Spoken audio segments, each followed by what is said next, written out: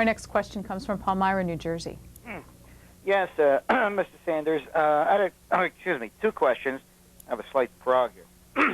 One is with regards to our participation in the United Nations.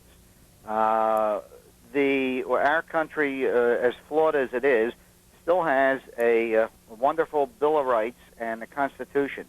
The UN Charter and the UN activities are not under that. They don't have writ of habeas corpus or what have you. It seems like we're going towards a new world order, which I think is sort of like monopoly statism.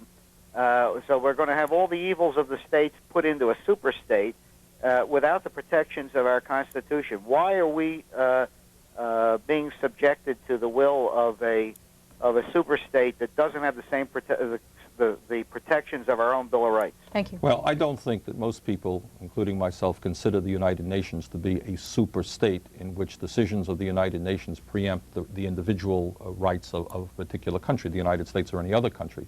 Clearly, the function of the United Nations, and it's an enormously important body, and I hope, in fact, it gains more and more strength. We have got to finally, as we enter the 21st century, begin to understand that war is a human abomination, and that if nations have conflicts, there have got to be other ways to solve those conflicts, especially in the era of nuclear weapons and chemical weapons, other than killing each other. That means there has to be serious discussion. That means there has to be impartial bodies that help resolve disputes. So I think the function of the United Nations is to bring the countries of the world together where they can talk rather than kill, where disputes can be solved peacefully, and I very strongly support that process and the United Nations.